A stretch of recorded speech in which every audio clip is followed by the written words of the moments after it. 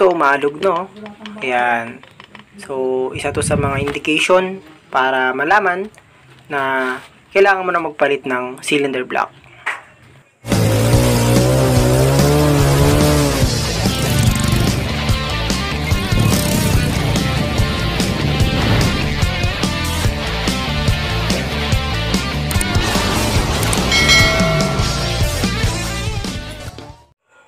Hello mga bro, eto, meron tayong cylinder block dito na pang CG150. Galing to sa Rusi DL150 na madalas yung makita sa mga videos natin. Ano nga ba yung mga senyales na palitin na yung inyong mga block? So sa video ito, papakita natin. Unang-una, kunin nyo yung piston, tanggalin yung piston ring. Subukan yung ilagay. Ayan, tsaka nyo bitawan. So mapapansin nyo, napakabilis lang niyang lumusot. Ayun, ganyan no. O di ba? Napakabilis lang. Tapos pansinin niyo yung piston mismo. May mga itim-itim na dun sa may bandang gilid. Yan, senyales na lumulusot na rin yung langis, no? Dun sa mga piston rings. Kaya ayun. Nga pala ito, last bore na to mga bro, ano, 1.00 or 100. Last reborn na niya to, kaya ayun. So ayun, bukod dun sa mabilis lang malaglag yung piston, subukan nyo rin yung ganito. Takpan nyo yung sa may ilalim, ay sa may ibabaw pala, sorry. Takpan nyo yan. Tapos ayun, nalalaglag pa rin yung piston. Dapat yan hindi siya nalalaglag. So ayun, tatakpan ko sa ibabaw. Ayun o. Ganyan. Minsan na sumasayad pa nga ayun o. Kasi wala na sa tamang sukat dahil na rin sa katagalan. So, pakita ko naman sa inyo yung bago nating nabiling cylinder block. Ayan, cylinder kit. Mishiba na brand, no? So, Japan to. Mamaya papakita ko sa inyo kung ano yung pagkakaiba. So, balik tayo dito sa cylinder block. Sunod yung susukatin dito or titignan bukod dito sa piston na to. Tsaka sa may cylinder wall. Kita nyo naman kanina may mga guhit-guhit. Is yung kanyang mga compression ring. Ito, yung first tsaka second compression ring. Ayun. So, paano nga ba malalaman yun? So, ganito ko na rin. Kuha lang kayo ng isa sa mga yun, yung dalawang makapal. Yung isa matalas, yung isa hindi. So, ilalagay nyo siyang ganyan. Tsaka nyo ilalagay yung piston. O, pasok ko na. Total, gas-gas naman na yan. Okay. Kung mapapansin nyo, yun o.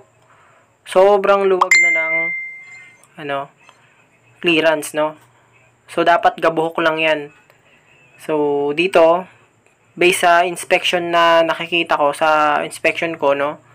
Base sa nakikita ko, palitin na talaga to. No? Kailangan na rin palitan. So, ayan. Check pa natin. Ayan. Ayan, no? Kitang-kita nyo. Napakalaki na ng clearance. So, ilubog pa natin dun sa may pinaka unahan na part. Yun. Sa may pinaka top. Ayun. Napakalaki talaga ng clearance. Ayun o, diba? Sobrang luwag. So, pag mga ganitong clearance mga bro, kung ako lang, papalitan ko na to. Ayan, total last bore naman na. Ayan, last bore naman. Tsaka nag-uusok na rin kasi. Kita nyo naman dun sa cylinder wall niya. Tsaka dun sa mismong piston. Okay? So, yan lang naman yung mga pwede nyong i-check dyan. So, kunin naman natin yung bago. So, ito yon yung kanina yung pinakita ko, no? Ayun o, CG150, 62mm. Okay? Ito yung ikakabit natin sa Rusi DL150 natin. So, set na to. Mayroon na tong kasamang, syempre, yung cylinder block, yung piston, tsaka mga piston rings. Yun, yung mga oil rings, ganyan. Kasama na rin yan. Mga piston pin, piston lock, at may kasama na ring valve seal yan. Pero hindi muna natin gagamitin yung niya, valve seal. Ito valve seals. Ayan o. So, pang skygo yung gagamitin ko pagka kakabit ko na to. Ito to. Meron din pala siyang yung cylinder gasket tsaka yung block gasket. So, kompleto na, sasalpak na lang yan, no.